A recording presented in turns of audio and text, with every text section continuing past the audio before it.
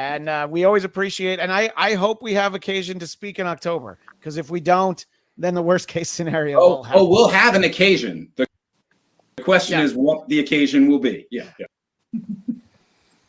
Oh, God.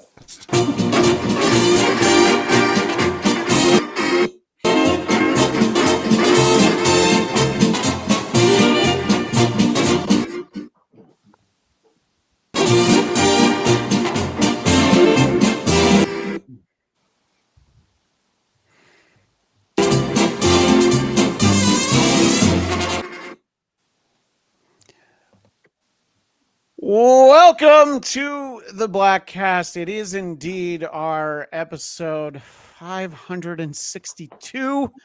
And we are looking back on the previous 162 of the Major League Baseball season and looking ahead to the playoffs. As always, I am Christian Bladt. For our visual audience, we'll go Hollywood Square style.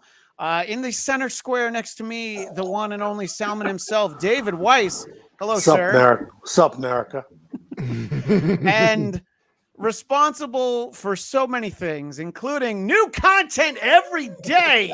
Yes. Flobo Boyce. What's going on? So glad to be part of the podcast, the Bladtcast. 562. You're going to be in the Hall of Fame, baby.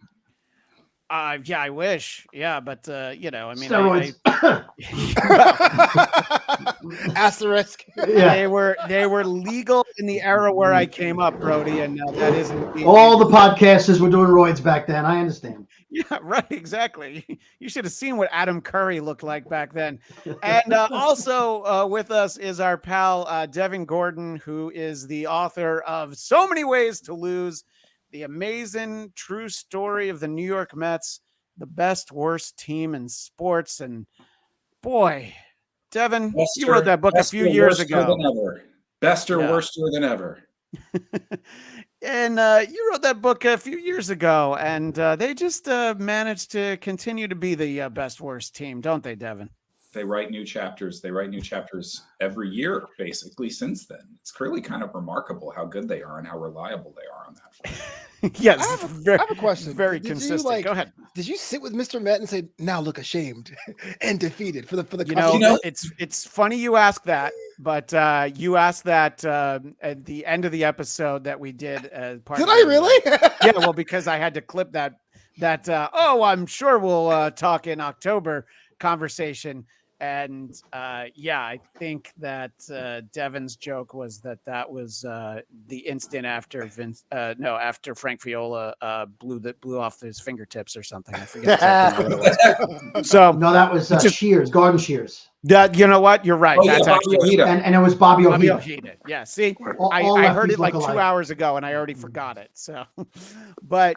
Yeah, but I think it does bear mentioning, though, Devin, that Mr. Met has a lot of occasions to make faces like the one on the cover of your book, right? I mean, it's not hard to find him covering his eyes like that. I'm amazed that photographic. I mean, it's a file photograph, believe it or not. There was a photo shoot, a magazine probably photo shoot at some point for something somewhere that asked them to do that pose, and it's now could be peekaboo out there for purchase, because I couldn't imagine.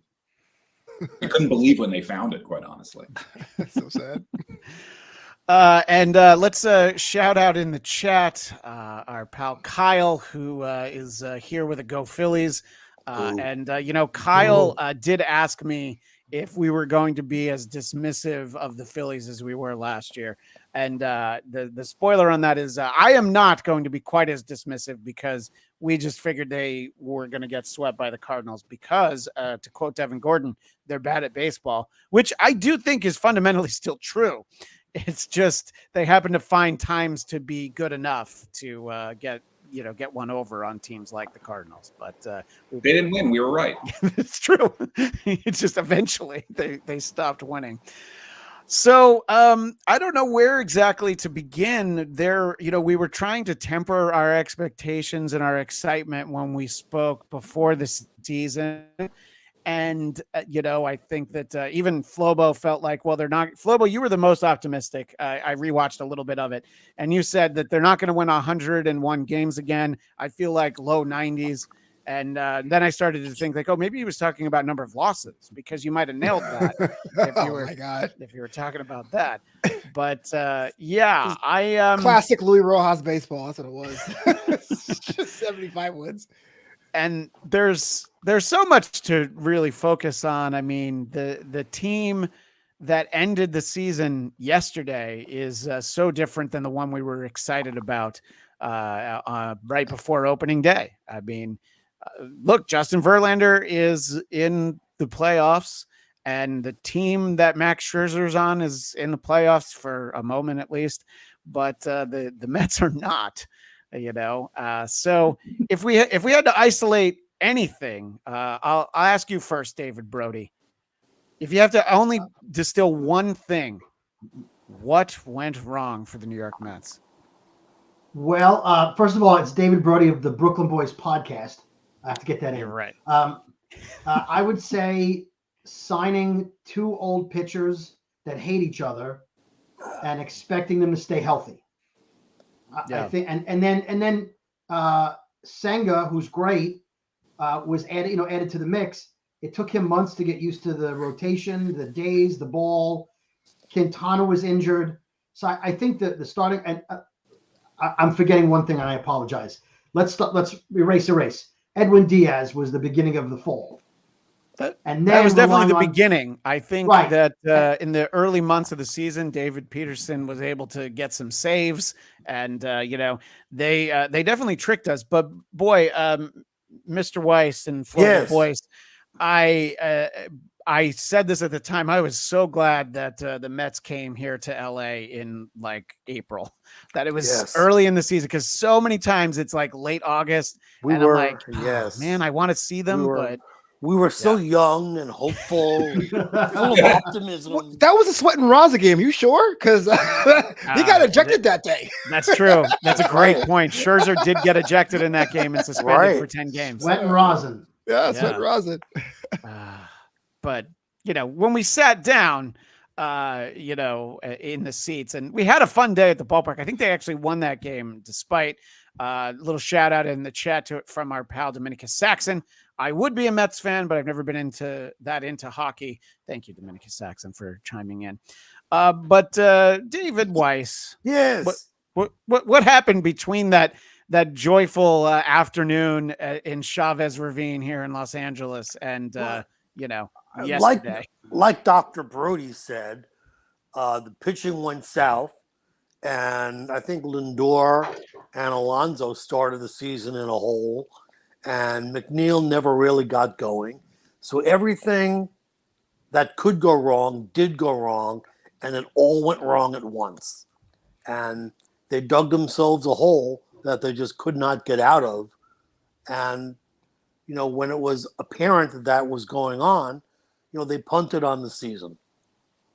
Long story short. And we'll definitely get to that point. And Flobo, I appreciate you not putting on your Marlins hat until tomorrow when the playoffs start. So I appreciate you just holding out before jumping on the fish bandwagon. But there's so many birds you could root for. But you can I explain myself here? I just okay. So if everyone on Facebook, I was looking for Marlin tickets to the postseason. Has never been before. I would say this: they're NL East. I tried to stay away from the NL East if they're not the Mets. But as from the GM standpoint, because I play the GM simulation game out of the park baseball, what Kim Ng's been able to do with what little they have, you can't knock it, man. I mean, they're ahead of schedule. This is their fourth appearance in the postseason. 2 of them came out with rings. It's like, hey, why not? I'm glad to see the Marlins being the Marlins again. This is right. This is we've seen this movie before. It's like a franchise that hasn't been around for a while, and I'm excited to see it come back. Right. It's been a while since we've seen the Marlins make a crazy run where they got there hot before. And it's a great point, Devin. It's like how all of a sudden after a couple years it'd be like you'll see a commercial and go like, oh hey, there's a new season of Curb Your Enthusiasm. That's great. I always like that. I had no idea there was going to be one, and it's like, oh, look at that, the Marlins are in the playoffs. Who knew? And this time, about the Marlins in the starring role. She's great. I always liked her. I'm glad she's really getting a breakout. That's great. It's so the whole season's improv. The whole season's improv. As a Mets fan, you want the Marlins to win the World Series. You have to root for them. so that when they sell the team off, you can then pick up all their superstars. That's what What you want. Who are the superstars? I want the Mets to Arias? get Jazz Chisholm so that Pete Hernandez He can't keeps play for crap. Jazz Chisholm. It calls No. him Jazz Jism, or whatever he calls him. She calls him Chaz. I believe Chaz Chaz Chisholm, right? Chisholm, Yeah. yes. Right. I want him. And I forget his the guy who hits for 400. Arise. Arise. I Yes. want Arise. Yep. Eventually they can't Why? afford him. Who's We'll he going to take him. replace? And David Robinson too. Why not? Let's get everybody back. McNeil, who used to hit that well.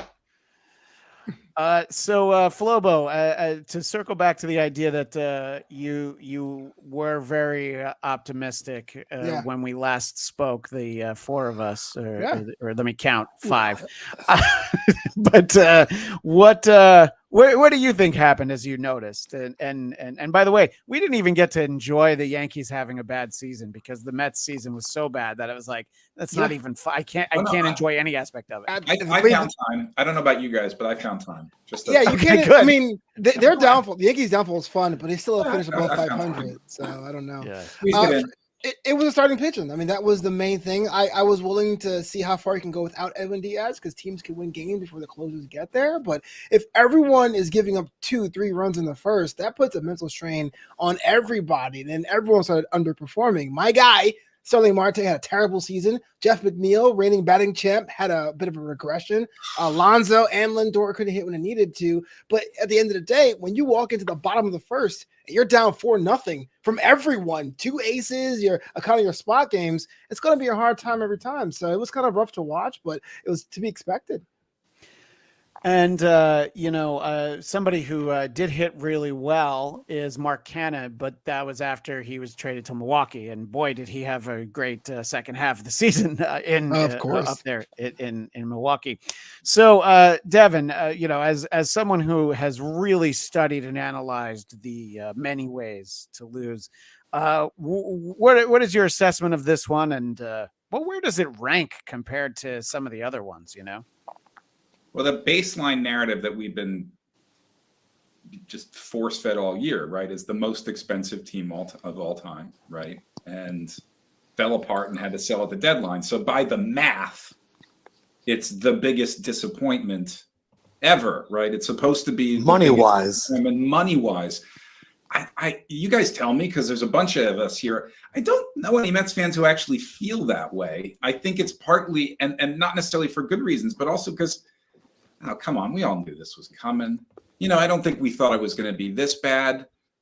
And frankly, it only was this bad because, as David pointed out, this accumulation of everything going wrong so simultaneously at such an early point in the season that about 10 games in, played this team out. If you had let this team go, it probably would have finished around 500.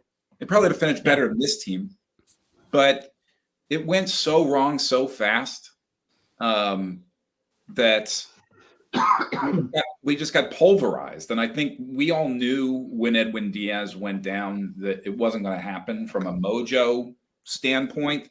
Right. I think what I sort of underestimated and was particularly exacerbated by just the rotation being, frankly, the worst rotation I took a poll at some point, I think in June on Twitter, just being like, is this the worst rotation we've ever had? Like, I'm just checking. Like, somebody tell me what the alternate candidates are. And they weren't persuasive. I don't remember what they are, but they weren't very persuasive. We're talking about a franchise history that I wrote a book about that's all about how much they lost, and we still couldn't come up with a worst rotation. But when you add that to Diaz going away, it's like it unraveled everything, right? Suddenly your entire bullpen was doing a job that was one job too big for them. And I can't remember how long it had been since there were multiple Mets starters by the end of the season who were getting, regular starts in the rotation, who had ERAs of more than 5. And I think in Lucchese's case, it was 7 at one point, So yeah, it's tough to think of because usually it's like, oh, why don't we let one of the kids in AAA come up and, get a chance? Well, they'd been up all year and they were terrible. And, over at the Athletic, they did analyze a big story that was making the rounds before the end of the season. Tim Britton and Will Salmon penned how the $445 million Mets crashed and burned. And they do a good job in there summarizing it. But it doesn't quite nail it because you feel like they didn't live through it like some of us who would watch. And, there were definitely moments in the season, they get swept in Detroit against a very bad Detroit team. And you're like, oh, well, I wasn't expecting that, but all right, well, on to the next series. But then they didn't win any series. And was it just June? I can't even remember now because I'm trying to trying to block June. some of it out. Yeah. Exactly. Can I just offer a thought about that article? Because I thought that article was really, really interesting. Yeah, sure. And I want to make sure it doesn't come across as a critique of the article, because those guys are really good. I thought it was really well reported. Agreed. But at the same time, what I thought was noteworthy about it was what wasn't in it. There's not a lot in it. When you get to the end of a typical Mets season that went this badly, you expect like bananas anecdotes and fights, flipping tables. There's none of that in this story. All there is in this story is, man, everything just went wrong. Everything just guys who, the most devastating thing in that was Tommy Pham, right, being like, boy, you position Also my players guy. really work that hard. And okay, fine. But compared to the last time we had a most expensive team go bust like this, the worst team that money could buy, Vince Coleman, committing crimes, right? Yeah, firecrackers, bleach. Firecrackers getting shot at in parking lots and injuring infants. That was the headline coming out of that story. And I don't, even that one, I'm just not so sure how worked up I'm supposed to get or surprised. You play the game where you're trying to figure out who exactly that is. Exactly he's talking about. It's like Keith and Ron and Gary, of course, we're all talking yesterday on the season finale for the Mets, watching them play the Phillies, who, of course, are off to the playoffs. And just talking about it's really easy for everybody to get along when you're winning and things are going well, because the Phillies seems to have reasonably good chemistry. And the direct quote from Tommy Pham pre-trade was that he told Francisco Lindor, quote, "Out of all the teams I played on, this is the least hardest working group of position players I've ever played with." And I mean, I think there's something to be said for that comment, but at the same time, David Wells threw a no-hitter just, right off of a bender. Yeah, just completely. It's also not these guys didn't like each other. It's not there was fights in the clubhouse or there was rifts or something like that. They were a veteran team coming off a 100-win season. Yeah. They're a bunch of 35-year-olds who have families who are, not going berserk every morning. They were an old team. And that's kind of what happens is you get guys who are not grinding, like maybe they should, right? And that's right. It's strange that he didn't really point fingers specifically. I'd want to know who those guys were. I mean, Alonso looked like he was working hard. Lindor looked like he was working hard. He followed up his comments and said it wasn't Pete and it wasn't Nimmo. Yeah, that's all he said. It was Lindor and Nimmo got a pass on that one. If I had to guess, it was only players that Flobo rooted for. So pretty much. Yeah. I think it's actually fun to play that out. Maybe I don't know. Yeah, go ahead. Sorry, Devin. What were you saying? I think it's fun to play that out because you do kind of wonder. He said position players, right? So he's not talking about the pitchers. Okay. No. I don't think Daniel Vogelbach was flipping tires in the outfield to prepare for games, right? Only the one in his jersey. Suicide wind sprints up and down the stands, right? I don't think Mark Canha was flipping tables in the clubhouse after they lost. I just don't see that from Mark. Mark Canha seems like a very nice man who was really looking forward to his meal at some restaurant after. And I would love to get to know Mark Canha. He seems like a great dude, but was he crushing it in the gym like Tommy Pham? Probably not.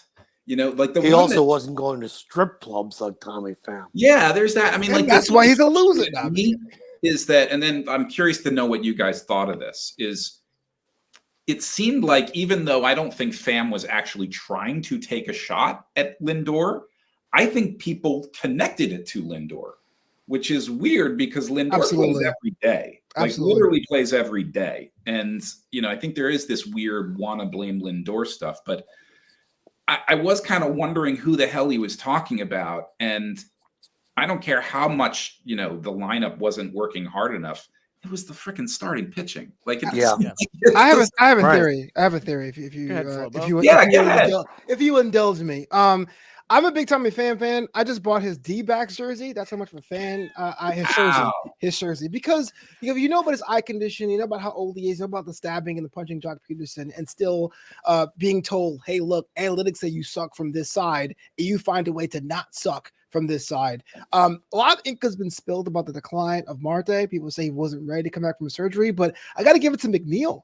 I thought McNeil would be the one person on the trade block who survived. His decline at the plate, his plate discipline fell off a cliff. And every time you're going, damn, crap, hell on the camera, but I didn't see any improvement. And that's someone I never see in the batting cages of the games I went to. That's my guess. I don't know. Just me speculating. I think McNeil's the only starter that you have to point your finger at. You're not going to say it's Alvarez, right? You're not going to say he's talking about Brett Beatty. So if you take away Nimmo, Lindor, and Alonso, it leaves McNeil. And I have to be honest, I like McNeil, but the camera needs to get off of him when he's out at first, because he's always safe in his mind. He's always safe at first. Every pitch is a ball. Every check swing is a check swing. Everybody's out to get him. And I feel like the whole victim thing he does, I'm tired of it. So maybe he complains more than he works hard, because he fell off a cliff. And like you said, I didn't hear how he's putting in like, you always heard, Conforto's in the batting cage 24 hours a day. He's there after everybody leaves. Never once did I hear anybody say McNeil comes in early. He's in the batting cage. He's working at it. He's trying. Even Buck didn't say like McNeil's working really hard to get the ball in the air. You know, he's frustrated, but was he working hard? I don't know. But there's nobody else in the lineup other than Marte, who was either injured or dogging it or whatever, and McNeil.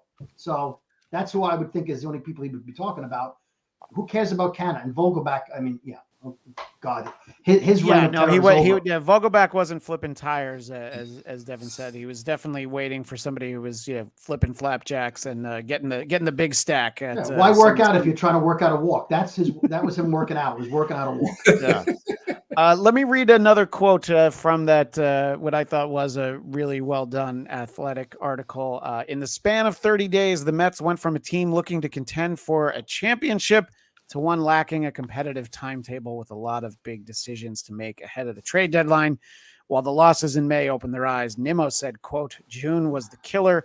And I think that ties directly into one of the couple of things that I want to talk about. And don't worry, fans of the other 29 teams, we're going to take a look at, not all 29, but we'll talk about the ones that are going to be in the playoffs. But as the trade deadline approached, it wasn't like, oh my God, I hope that they don't sell. You're like, well, I hope that they get a good value for what they trade. And I did not expect them to be able to flip both Scherzer and Verlander.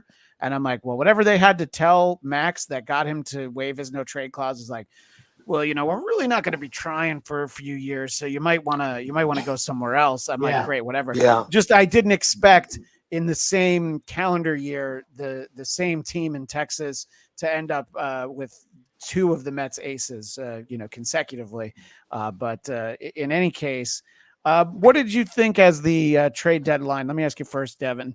As the trade deadline was getting closer, I feel like as we look back on it, they did get a great haul to replenish the minor league system, and obviously may or may not pan out. We'll have to see. But what did you think leading up to it? Did you think that they were taking the right approach, or is it easy to think of things that they should have put more attention on? I was delighted, and to go back to, delighted. I was enthusiastic about this approach. Sure. Because, almost to circle back to the original question was the level of disappointment here. I do think that one of the reasons why, again, I'm curious to hear if you guys agree or disagree, that this one doesn't feel that way. is because considering what an abomination the first 4 months of the season was, I feel like the Mets have kind of nailed everything for the last 2 months. I liked everything that they did at the trade deadline. That was the right strategy. Yes. No half measures. If you're going to do it, go all the way. It seems immediately like it was the right thing to do in terms of the prospect haul, and in terms of getting the franchise to prepare for what was actually inevitable. And we kind of all knew going in that spending all that money for 2 aging pitchers was a patch to get us from the old past to the young future. It just went the other way. So now we're really steering into that. And lo and behold, I'm delighted about Alvarez. The way this season ends, I'm excited about Alvarez. I'm excited about Senga. I'm excited about Ronnie Mauricio. I'm excited about things, right? Like Lindor ended this supposedly horrible season with 30 going 30 for 30 and playing Gold Glove level defense, and Pete hit 46 every day. Like, that's a lot of home runs. That's a lot. And so we have all these things that you go into next season excited about. And that's because of the way and the decision making, the page turning. No, I like not just the page turning, the book throwing that they did at the trade deadline, and that makes me stupidly, idiotically, once again excited about next year. Like I really like what Cohen said, which is hope is not a strategy. Yes. Well, Angels. Well, they hope the Angels hope people still show up next year, and that's really all they can worry about. Let's touch on 2 personnel things, and then we'll look at the playoffs. Let me ask you first, David Brody, as the one of us currently living in the New York market. The announcement before Sunday's finale that Buck Showalter wouldn't be back next year.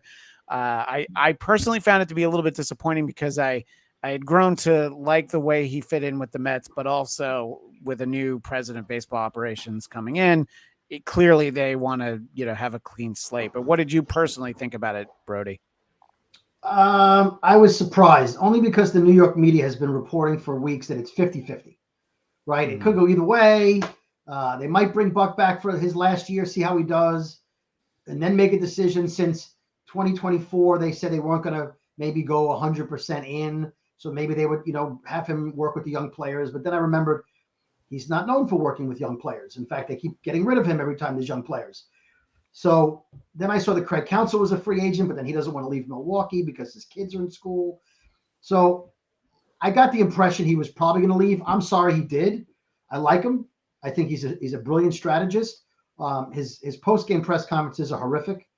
He's annoyed by them. So he didn't offer a lot of information, but as an in-game strategist, he was fantastic. But listening to the Stearns press conference today, it sounds like he wants a guy that he can work with for 10 years and grow together and be on the same page with. And I don't think he wants a guy who's going to be around maybe 2 and have really strong opinions that differ from his. So I'm not shocked by it. I just, as a fan, I wanted Buck to win a World Series. I thought if he won, last year, not the one that just ended, in 22, it would have been a nice way for him to go out. Like Terry Collins made the World Series. He got there. He didn't win, but he got there. And I feel bad for Buck. I do. But I don't like him with the young players because he'll just put Vogel back in and leave Vientos on the bench again. So. Right. No, I think there's something to be said for that. And I'll ask you the same question, Mr. Weiss, but of course, talking about legacy, 1995, Buck Showalter gets fired from the Yankees. They win the World Series the next year. 2000, he gets fired from the Diamondbacks. They win the World Series the next year. Let's not talk about Baltimore for a second. So Mets fans can be hopeful that that could be us, but more likely we'll probably end up like Baltimore, getting into the playoffs in a few years. But what do you think, Mr. Weiss? I agree with Dr. Brody that, Buck does not like young players. I mean, I thought that they should have maybe pushed the eject button a little earlier than they did when it became obvious they were getting no offense from the catching position again. Same thing with Escobar. And, June was a disaster. And I would have made changes earlier. And I feel that maybe Buck was of the opinion that these are the guys that won 100 games last season. Let's give them a chance to succeed. It didn't work.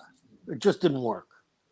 Flobo, same question for you. Your thoughts on Buck leaving and what it means for the future that there'll be someone else. When it was opportunity, I was a little upset. I was the first one to admit that I wasn't on board. I was a Joe Espada guy. I think I still am a Joe Espada guy. But you can't really argue with 101 wins. And when Buck got Manager of the Year, I mean, it was like, what, a plus 24 game difference? Like, that's something you just don't sniff at. But I don't. I think if I was playing that same GM simulation game, I would bring him back. But I totally understand that you have to show the fan base that you've listened and that you're willing to make changes. And a lot of times it ends up being a random hitting coach, but this time it was Buck. Now, whether or not Billy Epler still has his job after next season, to be something to be said about what the regime change really means. But I think this is a good way of saying, hey, look, we're not going to take what we did lying down. We have plots for everything. Buck, which is collateral damage. And for Devin, I have the same question for you on Buck, but also this question from the chat. We've got multiple Phillies fans in here. I feel like they're just trying to rub it in for us. But Larry is a great fan of I don't know about fan, but a listener of the Bladtcast, and I appreciate that. He does want to know, do the Mets have enough young talent to contend next year, or are they in a full rebuild mode? So that sort of ties into the departure of Buck. Devin, what are your thoughts on sort of both of those points? Well, let me say this about Buck, who I came to love and feel like deserve better ultimately. But I'm also a big believer that if you're going to hire a president of baseball operations, let him pick his own guy. I do think that that's really important. So my one thought on the Buck situation is what I always think when my team people are like, you should fire your coach or fire your manager. Can I hear who you're going to replace him with first? Because that's the part of the equation. People are always very, very quick to fire people and then not really think through what it looks like to the prospective managers of the world, especially the talented ones, that you just fired a 4-time manager of the year, 1 year removed from him being manager of the year. Is that a situation you want to run into? So I'm okay conditionally with Buck being fired, but I would like to reserve the right to change my mind when I see who we replace him with. And I would go so far as to say, if we're not replacing him with Craig Counsell, then what the hell are we doing here? Like, Alex Cora? Cora. Okay, Alex Cora, sure. Let's, but you know what I mean? Like, I want to know exactly who it is that we're bringing in before we decide whether or not getting rid of Buck Showalter. Yeah, because if I see a press conference getting fit for a jersey, they finally rehire Carlos Beltran, I'm gonna say you should have kept Buck. Yeah. Let's just to Larry's trolling question, the answer. Oh, this is an easy one. No. We don't have enough young talent to contend next year. But I also dispute the premise that it's that or we are in full rebuild mode, because we're not in full rebuild mode at all. There's a lot of stability in cornerstones. There's a lot to be filled, but I do think that the top half of that lineup looks really good. Really, really good. I think that the rest of it needs work. I mean, you can't look at what the Mets have young talent wise and then look at the Braves and be like, yeah, we got enough talent. No, we clearly do not have enough talent. They have enough talent. And they're all going to be Braves for a very long time. So very long time. Yeah. And then when they're not Braves anymore, they'll start making some real money. But the idea of what they do next, I'll just ask a quick question and then we'll move on to the playoffs. Of the five of us, does anyone think, and before the season started, we might have been a little bit giddy at the notion. Does anyone think that the Mets will sign Shohei Ohtani next in the offseason? I do not. Does anyone think they will? If he wants to come east, they will. Yeah, I hope not. He's also not pitching next year. I mean, Right. He could use his bat in the lineup. I don't think that for the money he's going to command, that he's going to provide enough value long term. He's 30. He's coming off his second Tommy John surgery. He's not pitching next season. Yep. Look at the decline on Mike Trout just in the past 2 seasons after his age 30 season. I mean, yeah, it just is. It's a great point. Yeah. So I think that what he would command, even not pitching next year, it's, that money can be put somewhere else. Let me tidy up a couple of comments as we're about to talk about the Phillies. Larry says, hey, I would never rub it in a troll. The Mets own the Phillies for a good 6 to 7 year run. But here's the thing. Kyle kind of says the same thing. Kyle says, as a Phillies fan, I'm fully aware they'll blow it somewhere along the way. Look, they blew it all the way to the World Series last year. So that, I'll take that level of blowing it once in a while. And secondary shout out to Larry, who says he's an OG Bladtcast fan going back to Coltrane and Liev.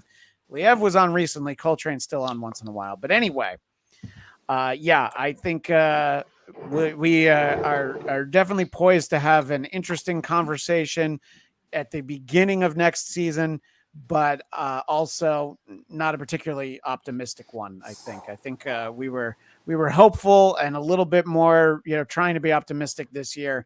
I think I'll be very doom and gloom, and I'll probably just pick the Braves again to win the division now before we even look at the season. So anyway, put it down, mark it down. Damn it.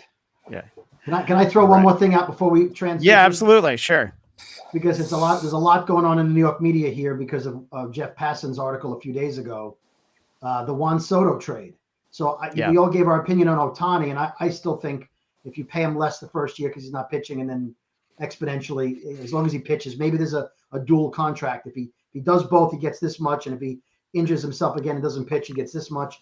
But they're talking about trading prospects for Soto, and I feel like that just goes against everything you just did for the last 3 months. Get him as a free agent when he's 25.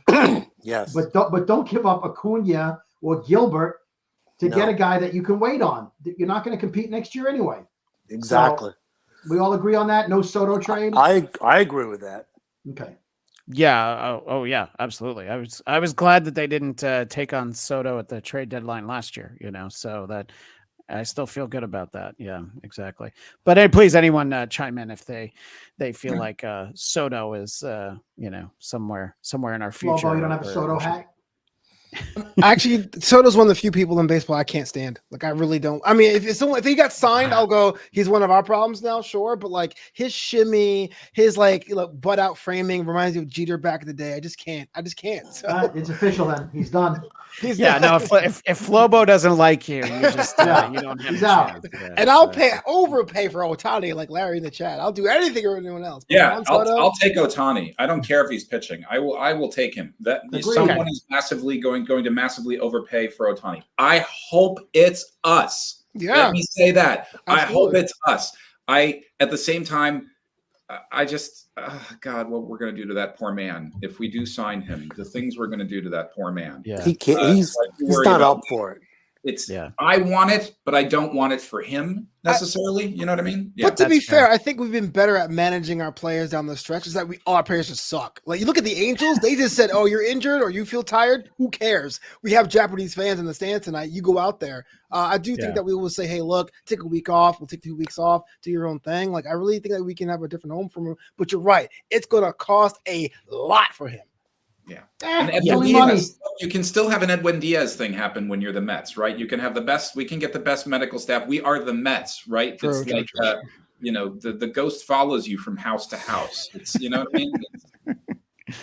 Yeah, no, absolutely. And yeah, I do agree with Larry's comment in the chat. Yes, somebody's going to do it. And Devin, look, it's not my money. So if the Mets do it, I'll definitely get on board and let myself, get disappointed when something goes wrong. But it's not where I don't see it happening, but I would certainly let myself get excited.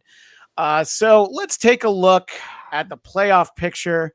the teams that are actually in the wild card starts tomorrow while we're speaking, which is Tuesday, October the 3rd.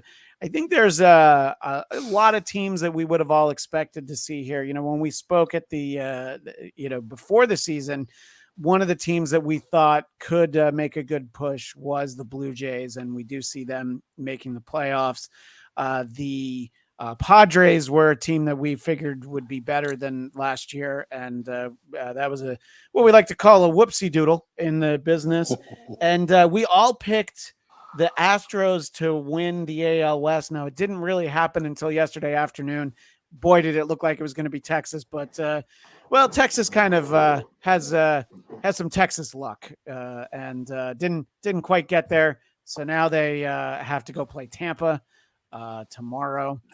The big surprises, I would say, are the Marlins this year, and of course the Orioles. Keeping in mind, Devin, I know you've got about 10 or so minutes, so I want to start with you. Just what you think as you look at the field, if there's a team that you think might be able to go deep that isn't necessarily the Astros, Braves, or Dodgers. If there's anybody that jumps out like, oh, I feel like this team is better than people are giving credit to. Yeah, there are two teams, and one of them fills me with regret because one of them is the Phillies. I do tend to look at these boards, thinking, okay, with my primary goal is to find the teams that can beat the Yankees and the Braves, right? That's where that's my focus whenever I look at this grid. And I'm so delighted that the Yankees aren't on it because the Phillies are sort of replacing them. They're playing the part of the Yankees here, but only one of them can get out of that side of the bracket. Thank God. I do think that the Phillies, have the pitching that the Braves do not have. I actually think the Braves might lose because their pitching is so dicey. Despite this juggernaut of a lineup, we all know how this goes. If your pitching's not good, it just never works. And the other team is the Blue Jays. I really like the Blue Jays. Speaking of pitching, they've got a really good rotation and they got a bunch of thumpers. And they are the exact kind of team that can get smoking hot for a couple of weeks and just blow everyone away. Let me interject for a moment, Devin. Knowing our conversation about last season, are you going to be able to watch a televised Blue Jay playoff game if Chris Bassett's starting, or are you just going to check the box score after the fact? Oh God, I don't know if he's going to be part of their postseason rotation. I would have to look at it. Yeah. So maybe you could get through a series and only have to shut off a few innings with him. But he is one of the most insufferable players in baseball. And it really galls me that he's in the playoffs and we're not. But wow, the difference between, I think the Phillies are actually a slightly better actual baseball team this year. I think, they're much better defensively. And they make me nervous with the way, they can hit. They can do a close approximation of the Braves, I think, but they actually have pitching. Yeah, no, I think that's it is a good point, and I actually kind of forgot about Chris Bassett until I saw their little post game celebration. Hazel May was talking to them, and I'm like, oh God damn it, Bassett! So I hope he comes out of the pen. Larry chimes in. Marlins are mirage. They have an unsustainable record in one-run games. I think the Achilles heel for the Marlins will be the bullpen and playing those games in Philly. And let's just say the Marlins fans don't travel even to Miami. So they're definitely not showing up in Philly. The stadium is an hour from Miami. I've been there. Wow. Okay. It's in between my parents' house, which is in Boynton Beach, and Miami. Okay. So Okay. yeah. And I mean the Braves team and the Braves ballpark is practically in Savannah. I'm exaggerating, of course, but it's not where Turner Field was. That's for sure. Right. But so yeah, I think that I do agree for all the teams that you isolated. But I'm a bit of a sucker for feel good story. So I hope that what's happening isn't what we all assume is a bit of a mirage.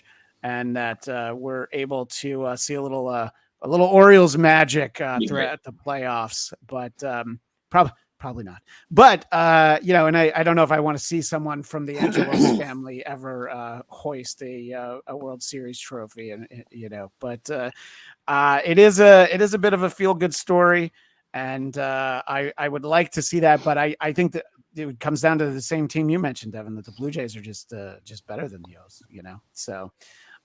If that ends up indeed being a matchup, but of course, the Blue Jays would have to get past Houston, which we saw how that worked out last year. In having just a few more minutes with you, Devin, who do you see as is it of the teams you mentioned, or is it like the Astros will probably just win again? Is it one of those deals? I don't think so. I think the Astros have been messing around a little bit too much and seem a little bit more vulnerable than me. I don't think that this is a flip the switch kind of thing. I don't really think that baseball works that way. I think it'll be somebody else's turn to get hot, and it won't be theirs this time. I do think that the Blue Jays have a really good shot of beating them, assuming they can get past the wild card round. God, I can't. It's so hard for me to pick a team, because I'm pretty sure the Braves are going to finally end up doing it, but I can't do that. I can't pick them. So I'm actually hoping that the Blue Jays turn out to go all the way from the 6th seed and win it. I also just like that team. Not Chris Bassett, notwithstanding, right, and that he's not on that team, but I really like that lineup. I love Vladdy Jr. They're fun. So yeah, sure. Let's give them a lot. Right. Well, because you do need to head out, Devin, yes. Let's give another shout out to So Many Ways to Lose. The digital version of which could be twice as long as the main book if you had just added the last couple seasons. Now more than ever. Yep.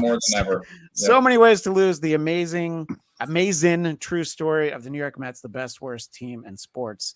And you must have known something was coming, because your Twitter handle is Devin Gordon X, but now I would say you're Devin Gordon X on X. So clearly you were just ahead of the game, weren't you? I was just waiting for it to happen. I knew Elon was going to do something stupid, and I was just waiting for it there to fall into my lap.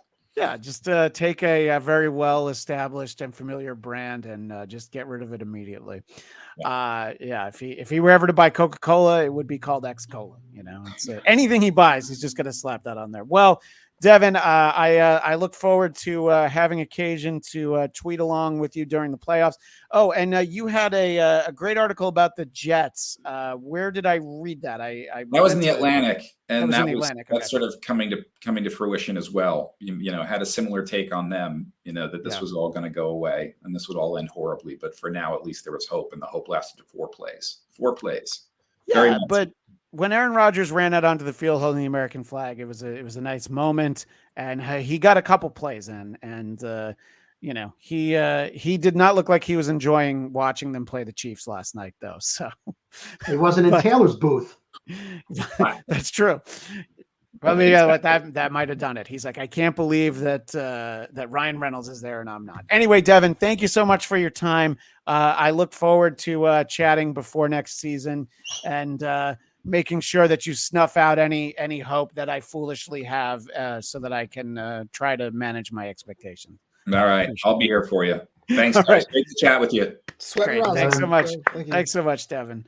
All right, so now we can bring it back around. The playoff starts essentially. I mean, this wild card round is, it's definitely a bit of a crapshoot, as the St. Louis Cardinals found last year. Which, by the way, David Weiss, that was your pick for the World Series for this year. It was Cardinals Astros, and I'm like, well, you were right about one of them. So yeah, Smoke show. You nailed one thing, but. Let's just take a look. I mean, we don't have to pick out each of the series, but I'll ask each of you sort of, we'll go clockwise and see which team you think will be out first. So the first round matchups are Blue Jays Twins. I've got the Twins out almost immediately. And also I've got the Rangers out almost immediately. Rangers, Rays. D-backs, Brewers, and Flobo's Fish against Kyle and Larry's Phillies. I like snakes too. Why not? You like snakes too. So, Mr. Weiss, who Yes. do you think will be out first in the wild card round? Which teams do you think we're in going the to? American League? Twins and Rangers. Same with me. Okay. And National League, D-backs and Marlins. Yeah, I feel in that bracket, I feel like the Phillies Braves will be certainly fun to watch, but also be very emotional for me in a lot of ways because I don't want anybody to win. But yeah, I get that. I do see the Phillies being able to easily dispatch the Marlins. And the D-backs, I'm like, I don't even know how they got here. Good for them, but Wow. Just I hope that they won't get to have a home game because the lower seed plays all the games on the road, so they don't have to worry about the Brewers celebrating and jumping into their pool that they have in the outfield there, like the Dodgers did that one year. What about you, Flobo? Do you got the Fish going all the way, or what do you see as you look at the bracket? So I think the hardest, in all honesty, in all respect, the hardest one to call is that 4 and 5 seed in the National League, and that's no disrespect to the Phillies. I think they're a stronger team, arguably the best uniforms in all of baseball. Let's call it a spade. But the Marlins are really cool of like slowing down the pace of game and having like these like Krav Maga like battles. No one ever looks good beating the Marlins when it's all said and done. They may steal a couple of wins here. The Phillies should win this one though. But I got to be honest with you, here on the West Coast, watching the Diamondbacks, Corbin Carroll had a bit of a wavery campaign this time, but he was a presumptive Rookie of the Year. And when that catcher went down injured, they had a bunch of losses. But I do think they're a lot stronger than Milwaukee is given credit for. If Milwaukee goes on, all props to Canna. But I do think Arizona has the upset here. That's the one I can definitely say with the upset in that one. As far as that on this time, I do think the Rangers beat the Rays. But that's the other upset on the American League side. And even though the Toronto Blue Jays was on bated breath because they lost Saturday and they had to watch the Mariners game, which is another team I thought that would be back here this year to get to the 6th seed. I do think they beat the Twins in that wild card round. Yeah, no, I mean the Twins in the playoffs. It's almost like why do you even do this to yourselves? Every few years. Mr. Brody, your thoughts on these matchups we're looking at here? What teams do you think are likely to be sent home packing during the wild card round? Well, I think we're in agreement. The Twins are going home. Sorry, Carlos Correa's side, they're going home. As far as the Tampa, Texas, I'm going with Texas going home. I think they've been demoralized. I think their general manager should have been fired a week ago. Signing DeGrom and then trading away your future for Scherzer, and you get them next year too. They backed into this thing. They were favored. I like Tampa just because of momentum. As far as the National League, I'm going with the Brewers. I think they have the pitching. I think again Arizona didn't finish particularly strong. And I hate the Phillies, so sorry, Larry, but I'm going with the Marlins because I hate the Phillies. That's not I get it. Look, knowledge. I every year for a long time we do these shows, and I almost always pick against the Braves, even when I know that it's not in my best interest. Larry and Kyle have a couple of thoughts. Larry says it all depends on Nola. If he finds his command and contains the Braves lineup, Phillies will win the NLDS. And then Kyle says Phillies don't have the pitching either against the Braves. The Braves have the edge by default. I think that, the next time I see Spencer Strider come through in a big game will be the first time. So I'm going to just assume that's not going to happen. But we will see. Kyle also has this, by the way, let me just interject. Kyle has this great comment. You can disrespect the Phillies. They disrespect themselves. That was Fundies. That was something that, that's true. I forgot Keith and the Fundies. That is something that Devin said in the way. And I'm sorry, David Brody, were you trying to speak? I have no clue what I was saying. And Larry just laughs at the idea that there's Marlins fans. I was trying to have fun. But he says, anything can happen in a 3-game series, but I'd be shocked if the Phillies drop it, especially because it's at home. I feel it's not the wild card single elimination game. It's a 3-game series. So there's the little bit of a net where you could lose one and still do okay. That's basically what happened to the Padres last year. The Mets squeaked one out. And there's a lot of talk about the Marlins are the definition of a pesky team. And the Twins are the Washington Generals of the LA playoffs. I might leave that up there for a little while, except for the fact that Kyle says anyone else pulling for a Florida World Series, Rays versus Marlins. Obviously, MLB would throw themselves off a bridge if that actually happened. Talk about trolling. Talk about trolling. You talk about trolling. Yeah, I'm gonna go back to that comment for a second. The interesting thing is you look at these matchups that we're looking at right now. Yeah, the Yankees aren't there. Even the Mets aren't there. Yes, you have the Dodgers, but they're not in the first round. So the first round, I was shocked that the primetime game is Marlins Phillies until I looked and I was like, well, what's it going to be? None of these are, I mean, the Blue Jays fans, they're not even going to be watching it on ESPN. They're going to be watching it on Rogers Sportsnet, So it's like, you got to go for what, has some fan interest. And the Phillies are really somehow the A-list team in this first round. I'm sure they would have loved to have have it be Phillies Cubs. I think there would have been something to be said for that, but that's another team that choked their season away right at the end. But and the Reds and the Guardians and the Mariners. Okay. Yeah, it's true. Yeah. You're talking about a lot of teams that went into the weekend that had some hope, and being the still defending NL champs will do that to you. All right, so I feel like there's some degree of agreement, and I don't think that any of these series going either way would shock me. I mean, I feel like I've seen the Brewers underperform consistently over the last couple of years.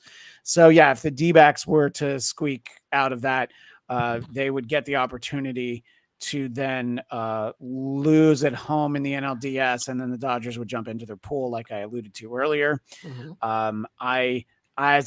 As much as I would like to see the Phillies beat the Braves, I don't know if I feel that. I don't know if I can see that happening, But Flobo, you've got the Marlins facing the Braves. Yeah. Do you think that they could go around further and actually that would be a huge upset if the Marlins were to beat the Braves? There's only going to be one room for a Cinderella series. It's not going to be the NL side. No, if the Marlins beat the Phillies, which I could see happening, the Braves are just too good. They're just too good. There's too much depth there. I mean, the Braves will have to trip over their shoelaces for that to happen. Yeah.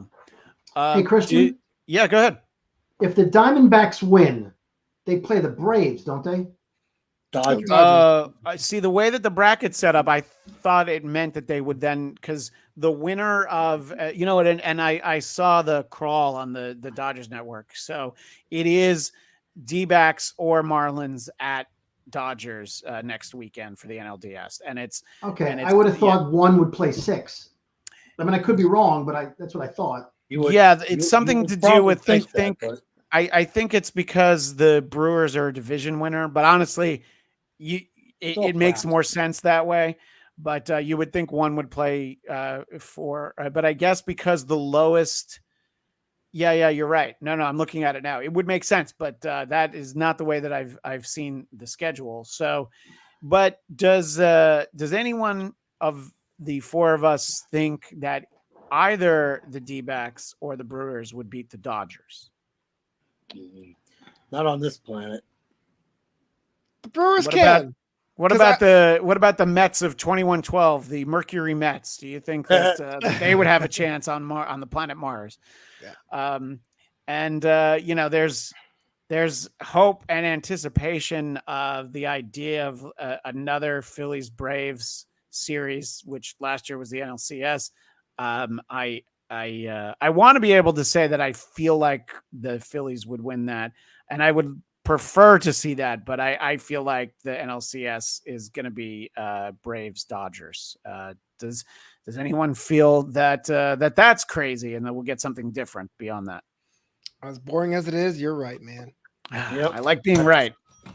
Okay, so we'll pick up that side of the bracket in a moment. So The first round bye in the American League goes to both Houston, who could use it, and the Orioles, who I don't know how much it's going to help.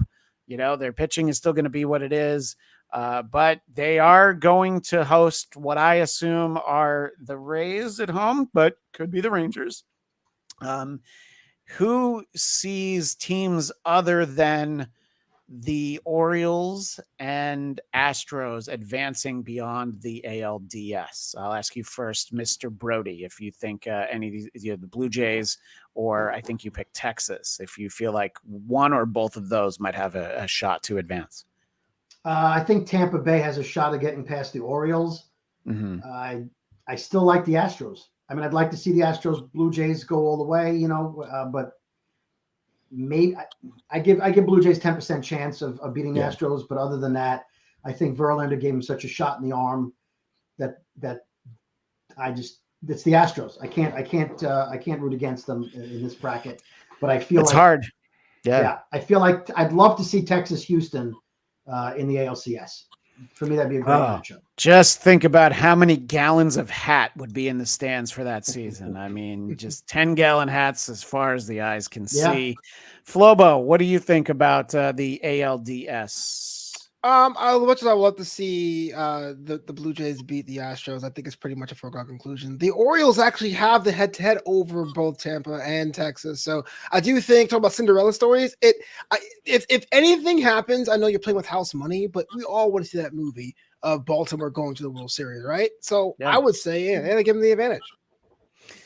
And Mr. Weiss, your thoughts? I see the Rays moving past the Orioles.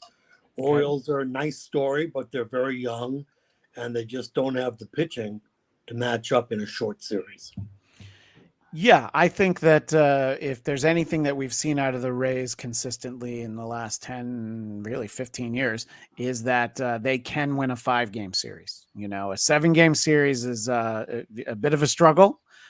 So I think that for me, I think as much fun as it would be to have the all bird ALCS Jays versus O's, I do feel like I look, the obvious choice would be the Rays beating the Orioles, but for the sake of fun, I would like to see the Blue Jays and the Orioles, but I have to just go with what I've got between my ears, which tells me that it will be Houston and the Orioles. So that could be fun. So we're about to get to the World Series. Let's go back to the NL side.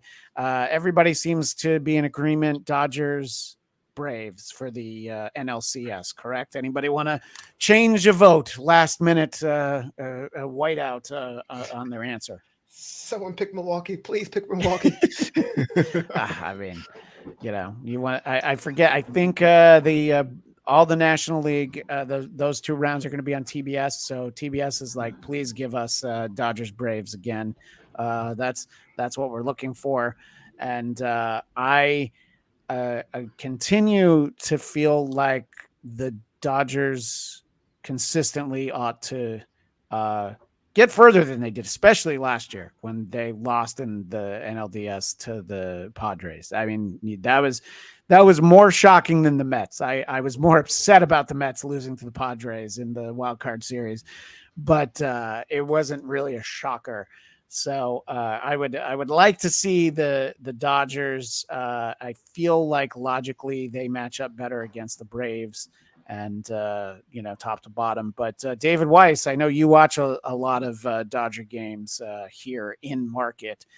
Do you think they have enough to beat the Braves? I do not. Okay. Braves are just too good. I mean, every Braves time are good.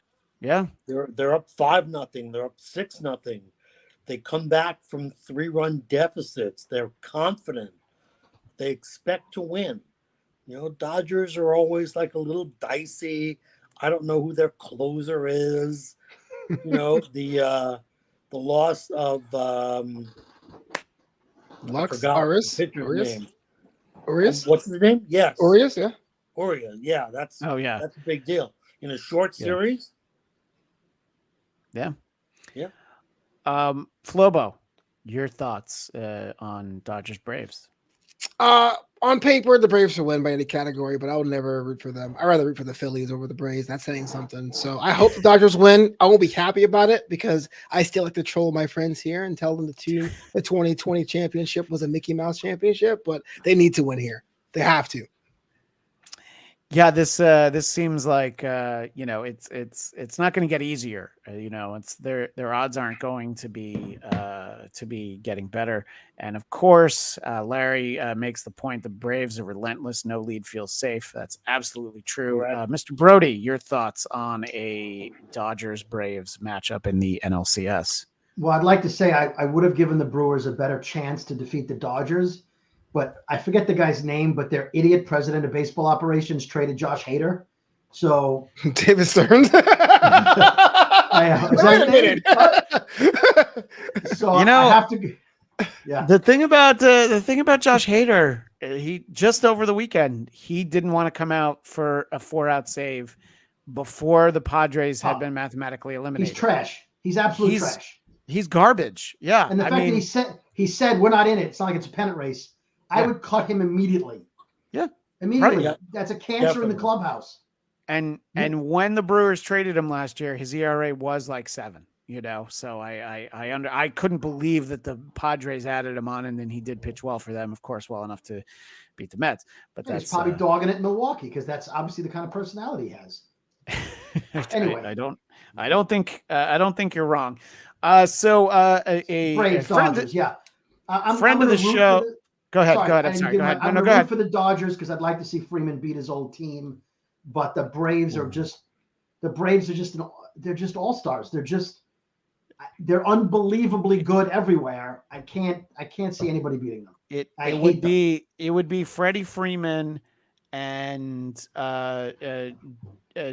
Jason Hayward both getting to celebrate a win over the Braves if that were to happen. So friend of the show, Daniel, who is a big Dodger fan, but he watches them from Tokyo. And he says that because I asked him, because he always watches the show every year, and he always lets me know when we don't give the Dodgers enough credit. He says that he's less confident this year than he was last year because last year's team was more talented. And then his quote is, "A lot of good it did, though," against the Padres. He feels like they have a puncher's chance. It would require a historic performance by rookie pitchers against the Braves, assuming we get to the NLCS. He's not expecting it, but it is the playoffs. Who had the Nats winning at the beginning of 2019? Not Mr. Weiss and I when we did our playoff preview that year. Was not us. So somebody, if I had to guess without even revisiting that show, we probably picked the Mets. But anyway, at least in the preseason. All right. So so who feels like the Braves are going to win that series? I want to make sure I have this correct in my head. I think a lot of us are saying Dodgers mostly because we don't want to watch the Braves. But who? So wait, Flobo, you think the Braves are going to win? No, the Dodgers are going to. They have to win. The Please Dodgers are going to win. Please. And Mr. Weiss, you think that the Dodgers are Braves? Yes, Dodgers. Okay. So we've got the Dodgers probably squaring off against the Astros. It feels very likely because anybody who has another pick, whether it be the Rays or the O's, I just can't see it. And this is the third consecutive year where we do this show and I say, okay, yeah, Astros, Dodgers. I always pick the Dodgers too, and I haven't been right. But one of these years I'm going to be right, aren't I? So I feel like the Astros are going to beat the Dodgers. I can't imagine that they quite, even Daniel kind of chiming in that they're not as talented as they were in recent years. I feel like we'd get that, but boy, I would love to see the Orioles winning a World Series from out of nowhere, Milwaukee or the D-backs or even Flobo's Marlins. There'd be something to be said for that. It's going to officially be on their jerseys, but I don't know. I just got to say, I feel like the Astros are going to win again, just because it just seems like it's all stacked. But boy, would I like to see them get bounced by the Blue Jays. Mr. Weiss will go down in this order. What do you think of a World Series matchup and winner? I would say that it's Houston and the Dodgers, and the Astros are going to walk away with it. Walking away with it. All Walking right. away. Flobito. Now, I agree with what Dave's saying, but I would say Houston gets battered and bruised before they crawl away with the championship. But the real movie is Baltimore Atlanta. That is a movie that's going to be the $1 million thing opening weekend with the Orioles winning it. But in reality, it's going to be Houston in 6. Houston in 6. All right. David Brody. Well, based on our preseason predictions, the World Series is going to be the Twins and the Diamondbacks. Yeah. Okay. Yeah. Perfect. That's My what I'm Tommy thinking. Pham jersey is somewhere here. Pham. By the way, I can't hear Tommy Pham's name without thinking of Kanye. You know, Pham. Pham. I'm going with Braves Astros and the Braves winning because I just can't see them losing. Yeah. I just can't. I mean, I can see that. I can absolutely see that as a likely scenario. I feel like Dodgers or Braves running into the Astros. Obviously, the 21 World Series that the Braves won was against the Astros, but I feel pretty confident in that pick, and it brings me no joy. But look, we've got our chat is lopsided towards Philly fans. If they get to the World Series again, that'll be a fun story. And maybe they'll have learned a thing or two about matching up against the Astros. But well, we will reconvene after pitchers and catchers in the new year, and we will see what we can possibly make from our predictions. But what is that next to you? Is that the Washington Monument next to you, David Weiss? You know what? I had to change my location because my phone was running low. So I'm actually that's Stonehenge. The headboard. That's the headboard on my bed. Oh, just climb in. Just climb in with. I'm sitting. I'm not laying down. Bladtcast After Dark. Yeah, exactly. I think you should screenshot that, Christian, and just say, tune into the Bladtcast, find out what that is. Whatever that is. Yeah, what's David sitting next to? Listen to the Bladtcast to find out. Right. Yeah, it's not a bad point. Well, I agree with all that, and we'll give everybody's plugs.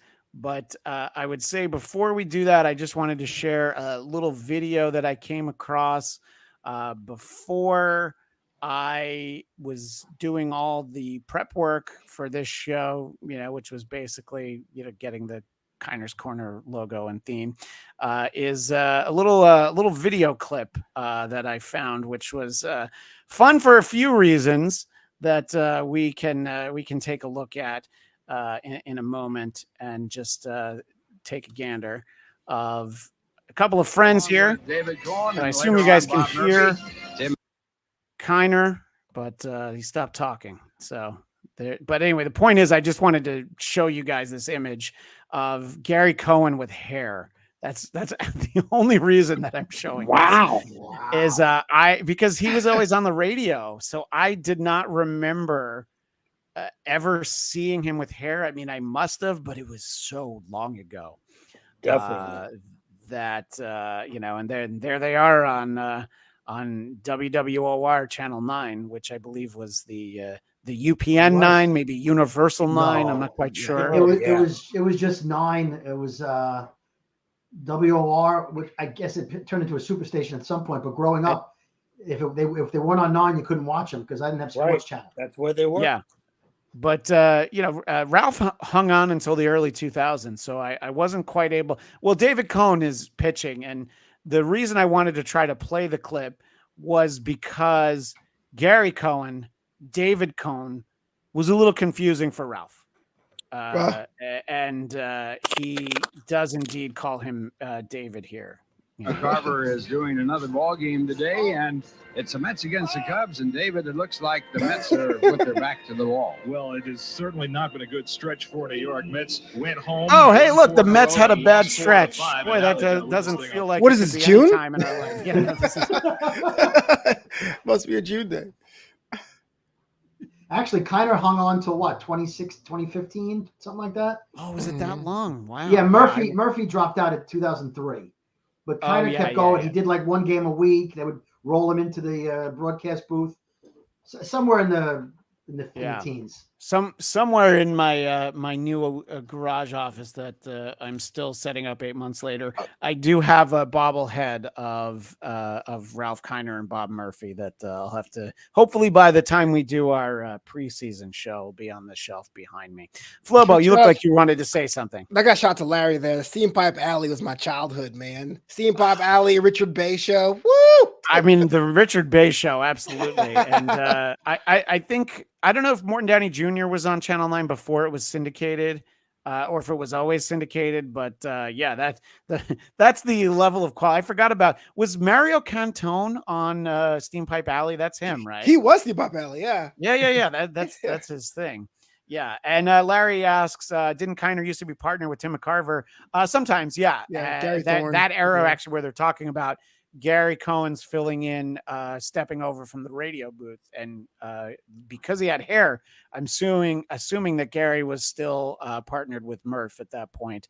But Gary didn't do TV consistently until SNY, which I believe was 2006. So anyway, just thought we'd have a fun, brief trip down memory lane. I saw that clip and it made me laugh and it made me smile. But I want to make sure that we get everybody's promotional materials presented here. So, David Brody of the Brooklyn Boys podcast, where can one find the Brooklyn Boys podcast? Pretty much everywhere you find your podcasts. We're everywhere. So it's the Brooklyn Boys, and it's the Brooklyn Boys on social media. And I'm at David Brody on all social media. So if you like a podcast hosted by two obnoxious kids from Bensonhurst, Brooklyn, giving their thoughts on the world and what they did that day, and you'll enjoy it. Bensonhurst. Bensonhurst, yeah. It's sort of like Curb Your Enthusiasm, but with more attitude, you can imagine. And Flobo Boyce, as our audio audience heard in the intro, Flobo is indeed responsible for new content every day. Yeah. So what's some of the content that's out there, and where can it be found? I need like more neighborhood content. I need more Flatlands and Midwood content. But yeah, I'm available on that new Amsterdam.com. That's KNEW Amsterdam.com. The podcast is available anywhere. And of course, I'm a contributor on the Black Baseball Mixtape, which is pretty much where I get to talk about my feelings about baseball and the game every Sunday on that IG Live. So make sure to check me out.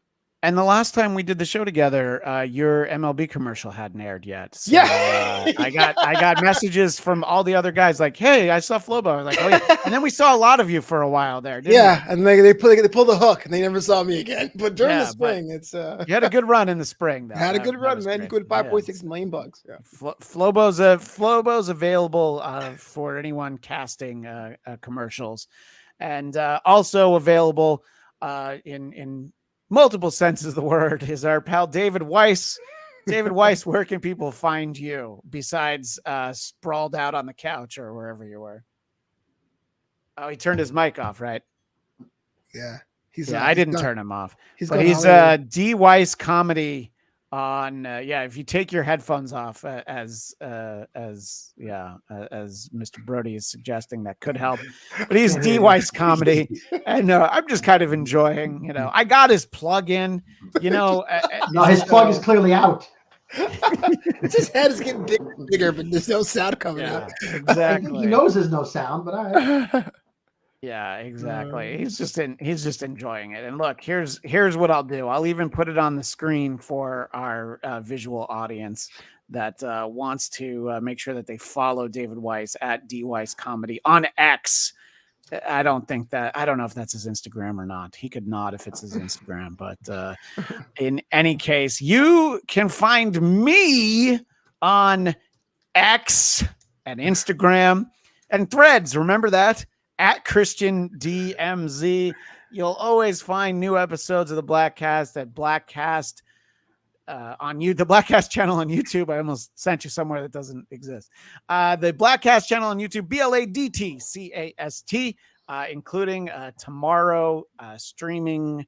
Well, not live. Streaming will be an interview I did with Tommy Davidson, who is a musician now, but you might remember him from In Living Color. So you can find that tomorrow, and that'll be on a upcoming audio episode of the Bladtcast. And we have our Ahsoka wrap up coming up probably next week. Ooh. We still need to dive into the summer movies, of which David Weiss saw Oppenheimer and was not a fan. He's just shaking his head no. We're not hearing. He's it. more of a Barbie guy. Yeah, It's a Barbie. He's a Barbie girl in a Barbie world. I think is the case. He just needs a Barbie pink microphone. And Tuesdays. Hear him. Tuesdays at 3 p.m. Eastern, noon Pacific, you can find me doing Who Are These Broadcasters with Eric Zane and Carl Hamburger on the Who Are These Podcast Network. You can find that there. And again, me at Christian DMZ. You'll find all my stuff over there. Well, looking forward to the playoffs and looking forward to trading messages with these fine gentlemen in the time ahead. But of course, we'll see everybody next year after pitchers and catchers. And we will, of course, as I said, be talking Ahsoka. That's not this time. That'll be next time on the Bladtcast.